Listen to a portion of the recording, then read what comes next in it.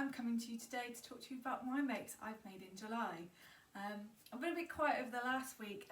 My husband's had a week off, so I kind of put tools down and we did a lot of family time, but I'm hoping, as you'll see by all of my makes, I managed to get quite a few things done this month, and a few I hadn't actually planned on doing. So I'm going to start today with the first fabric I used this month, which was this green, it's green and white polka dot polyester I picked up from Pound Fabrics, and these culottes, oh, I love them. In terms of wearing them, they're comfortable, they sit really nicely on my waist, they've got pockets, they've been brilliant the last couple of weeks in this, you know, that really nice warm, but often with a bit of a breeze, and these are good, that don't give you any unfortunate Marilyn moments. In terms of making it up and following the pattern, I did put this up on my Instagram. I used the simple Sew Culottes pattern. I've had it in my stash for years. Me and my mum, she subscribed to Love Sewing way back when it first came out. So this was one of the freebies with a really early version of Love Sewing. And I just found there were a few little instructions that kind of were missing, especially like around the pocket area. It just didn't tell me to trim my seams or clip my curves, of which I know if I hadn't, I knew to do that, and I knew that would be better for the seam on my pocket, and I top stitched it down. If I hadn't done it, that would have made this a really bulky area, but because I followed my intuition and I did trim the seams and cut out the bulk, I've got a really nice pair of culottes. They hit me just below my knee, and they're so light and they're so floaty. Someone did think I was wearing a skirt when I wore it the other day, so they've hit their target. So this was outfit number one. This is just a ready to wear peplum top I've had for a while. I have noticed that I need to add more plain coloured clothing to my to-do list. A bit inspired by Joy at Pink Coat Club. She's put a post up recently about how she's more interested in plain fabrics, and I feel I need to follow that vibe in order to match out a lot of the pattern stuff. As you'll see, I have made this month. So outfit number two actually has two of my new makes from July. So to start off, sticking with the green polka dot, I have made here the Sew Over It Clara Blouse. Now the Sew Over Clara Blouse has a really nice neck detail here where you create these pleats. So I just love that simple detail. Slightly blends in with this pattern fabric, but I like that it's just, it hits a nice hits a lovely bit of my hip is what I'm trying to say. I chose to do similar to what Lisa did on her sew along she did during lockdown, that I didn't do the step hem. I decided that I wanted my front and back to be the same, and I also followed her advice from sew along. Again, we were going into summer, I didn't want a long sleeved cuff top, so I managed to chop mine off at the elbow line, so it's just been like a really nice summer top. I've worn it late evenings. I also chose to do the step hem because I quite like to tuck mine in as well, so I've had it tucked into my high-waisted jeans, and with these high-waisted Sew Over It ultimate trousers. So I followed the blog post on Sew Over It website for how to extend your pattern, and then I followed Lisa's little video tutorial on YouTube on how to sew it up, and I'm really pleased. If I'm honest, the waistband is actually hidden underneath. I worked out where my waist is, I added the extra inches, and then I didn't quite consider the fact that I'd added my 10 centimetres, took me to my hip, and then I put the waistband on top of that. So actually I need to take the 3 centimetres off the trouser pattern in order to bring my waistband back down onto my waist. But at the moment I just kind of fold it over, and it hits me exactly where I want it. And I've got a really comfortable plain black pair of trousers. I have made many bright tops, bright things, and actually it's just nice to have something black and staple, something that will go with lots of what I can wear. So my elongated pattern, I made it slightly longer this time just to make sure my trousers really did hit my ankles. So I'm really pleased with how both of these have come out. I love wearing this top, I love wearing these trousers, they've been so comfortable. It's hard to believe in July I actually needed to wear a nice pair of high-waisted trousers. But yeah, these two makes, this fabric I've loved working with. It's just got a nice amount of structure but a nice amount of flow. That the two items I've made I am so pleased with, and I think I've got a little bit left over that I probably can make something for my daughter as well. So big thumbs up for the fabric, big thumbs up for both these patterns. So I'm now going to show you make number 4. So make number 4 is this cardigan. This is the Bertha Cardigan, a pattern in Tilly and the Buttons Make It Simple book. I found this fabric in a little fabric shop in Sidmouth called Sidmouth Fabrics, and I thought that is going to be a lovely jumper, a lovely fabric to make into a nice Bertha Cardigan jumper. It's got a nice muted palette tone, so it can kind of complement a few things, and I really like it. I think if I made it again more for a winter jumper, for me I want to extend it slightly. Comes obviously where it sits at the back. It's lovely with these high-waisted outfits I wear. I think with something slightly long, I want it slightly to hit my hip a bit lower, so I would probably elongate my pattern pieces. And the other thing I definitely want to do is I want to add the pockets. The amount of times I've tried to put things in pockets on this jumper that I don't have. But as a lightweight little cardigan for the summer, this has been lovely. It's sewed together so beautifully, and I did it with my overlocker. For those of you who followed me a bit, I've had me and my overlocker have trust issues, and it just sewed this together so well. I was so pleased, and made me even prouder of the make to think that I did it on my overlocker, and we did it together, and we've made a really nice cardigan. It really didn't take long at all. It really was such a simple make. The book describes it brilliantly, and I'm really pleased with make number 4. So this was my 4th make of my 3 fabrics. So I will show you my next makes. So my next 2 makes are actually surprise makes. I didn't show you this fabric in my fabric haul for July, but I did have it beforehand. It's been in my stash. It's again another polyester. I bought this one from Pound Fabrics the same time as I bought my green polka dot, but it had a different drape. They just advertised them both as polyester. I just love the colours of the blue and the green in this pattern, so I thought I'll have that fabric. You have to buy 3 meters as a minimum on Pound Fabrics, so I picked this up.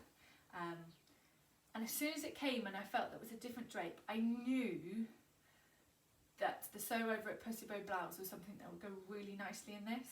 And I was lucky enough to pick up a version of their pattern off eBay from a really nice seller who'd sold it, never used it. So I have made this Pussy Bow Blouse. It's not quite finished. I didn't do the Rolo lips, and I plan to add some hooks and eyes. Actually, for the summer I've been wearing it rolled up, so it's kind of nice not to have the bulk of the metal in order for me to kind of put it up in like a 3/4 sleeve. I've seen someone who did a Pussy Bow Blouse and they've made it into a dress length, and I think that would be stunning. So that's definitely on a possible tick list. Now, the biggest challenge I had with this fabric is I'd had the Pussy Bow Blouse pattern for a little while, and I was like, yes, I'm going to make that with this one. And then the lovely Sew Over It offered a special discount day for PDF Club members, which I am a member of, and I love their patterns. If you really just wanted a little surprise every month, some inspiration, and you like their patterns, join the PDF Club. You will get a code to have your own free pattern, but I'm not an endorsement. I just think it's a lovely system for sewing, and it keeps you intrigued every month. So because they did their special day, I bit the bullet and I bought the Heidi top dress pattern because I kind of really liked it, and then I saw that it was included in that voucher, and then as soon as that pattern came I was like, I really want to make that in this fabric as well. So I'll insert a picture of my fabric, all 3 meters of it spread out across my kitchen as I was playing what I call pattern Tetris, trying to put these pattern pieces out for the 2 tops. So I've got my finished tidy, I'll put it on in a minute, but For me, it was a nice new challenge to try and, I knew I wanted these two tops and they both work beautifully in this fabric and I wanted them in this fabric, and it was laying it all out and I thought, brilliant, yes, I've squeezed them all in. Well, I suddenly realised that two of the pattern pieces on the Heidi top needed to be done twice. So I rushed upstairs, photocopied the pattern pieces, and then squeezed everything else to the point that the top was right on the edge of the fabric and the bottom was also right on the edge of the fabric. Feeling very annoyed that the fabric wasn't cut straight, while thinking that I had so much fabric left on the top, and you suddenly realise the underside, it didn't match up. But I squeezed, with minimal waste, the pattern pieces for these two tops. They go really nicely with my black ultimate trousers. I've worn them both with jeans. I can easily wear this one out. It's got enough material again that I can have it tucked in. Lots of options. It's such a good fabric that even though it's long sleeve for this summer, like I said, I can pull it up, but it's lightweight and it doesn't feel claggy. So this was surprise make number 5. I'll pop on my Heidi top now to show you how that one worked out. So here we have make number 6. So this is the Sew Over It Heidi top. Heidi came as part of one of the Lisa Come For Home magazines. So I got the download with the magazine and everything. 70s inspired was the design that Lisa went for. Actually, this doesn't feel 70s. I've loved these two makes, the Heidi top and Pussy Bow Blouse, because neither of them had zips. It was really nice to do two tops with no zips. It was also really nice making this top, because I did this one first before the Pussy Bow Blouse. This one I felt was a challenge. I'd made my trousers, I'd made the tops, and all of them had come through. I did them in like a day. I started cutting them out and I sewn them up a couple of hours later, and I was pretty much finished. Whereas this one actually took me a couple of days. There's a yoke back top, there's the waist ties, it's like a double waistband and you slip stitch it in. You've got all the facings in on the wrap here. This was my first cuff. This one was an enclosed cuff, but it's really quite nice and comfortable, and I kind of like the slightly shortened look. And then obviously has the peplum skirt. So lots of new challenges for me that was really excited. Lots of gathering. There's really nice gathers in hidden little points on the top that just add to this style. And I just really like it. It's something that I feel I've gone out shopping and casual in it, but I also feel actually with a really nice pair of heels and a little handbag, I'd happily wear this out. But again, it's such a nice fabric and it's so comfortable, and actually because of the double layering and everything, it's really nice and warm. So I was really pleased with this. I really like the pattern, and actually I think I do want to maybe for like the winter, the autumn, find a fabric where I can make the dress version, because actually it's such a nice process with a wrap top, no zips, no constraints, it's a bit looser. It's a nice different garment from my wardrobe, so really pleased with this one. So I've got one more outfit that I will show you, and then that is the last make I've made for July. So my last make of the month is this glorious jumpsuit. This fabric is from Minerva.com. I bought this in their sale. It's a really nice crepe. It's the loveliest flow and drape. Now, I said in my July haul that my plan was to make this, was to make the Tilly and the Buttons Sophia trousers with the wrap top. Now this is very similar to that, but this is in fact the Sew Over It Camille jumpsuit. This is the jumpsuit found in their Work to Weekend ebook. As I mentioned before, they had their PDF Club sale, and I'd been eyeing up this ebook for a while. So when they had that sale off, I was like, I need to get it. And then I knew as soon as I saw I knew the jumpsuit was the style I wanted. I thought, actually, that's the style I want. I'm going to make my jumpsuit out of that. And it is so nice. So it's pockets, wide leg trousers, and actually for me, I'm really long in the leg. The trousers, I've not altered them. The waistband is where it should be. The trousers are the right length, and even for me, they sit at a really comfortable size. I can just about get away with them flat, and I probably would get away with a nice pair of heels. So I'm definitely planning to make some more trousers from just the trouser pattern. When you make the jumpsuit up, you make the top first. And actually, when I'd finished the top, I think elongating it even a bit more, this would make a really nice little top as well. It would be really nice with a pair of jeans with like good flowery fabric or pattern fabric with a nice pair of jeans. I love the floaty flouncy sleeves. This was one of the first times I really extended a pattern in a different way. So for me, I've extended the top part by 4 centimetres. So see the length and short line is about here. So I added 4 centimetres because I just wanted to bring the waistband and the rise down a bit. I think if I didn't, this would be probably sat up under here. So by giving me that extra room, I just feel a little bit more, I don't feel like sometimes you can get with a jumpsuit which just like pulls you in tight and you're like, I'm stuck in. It adds to that loosiness that is definitely desired. I just love the fact it's got pockets, you know, because who doesn't love pockets? And yeah, again, similar style to the Heidi. I think it was nice I'd done the Heidi before I'd done this one, that I totally understood about the facings on the front ties. It's a full zipped back, so obviously I went back to a zip for this one. But it's just a really nice fabric again to wear. It just feels lovely, and overall it just feels really nice. And actually it's not too bright. You think like neon pink flowers, but it's just enough that actually a really good, I think if I find a really nice place in the summer, not lockdown, I'd happily wear this jumpsuit. So this was the last make I made. I finished the hems and stuff last Sunday before my husband took a week off, and I was like, I'm not going to sit up and do any sewing while we've got family time.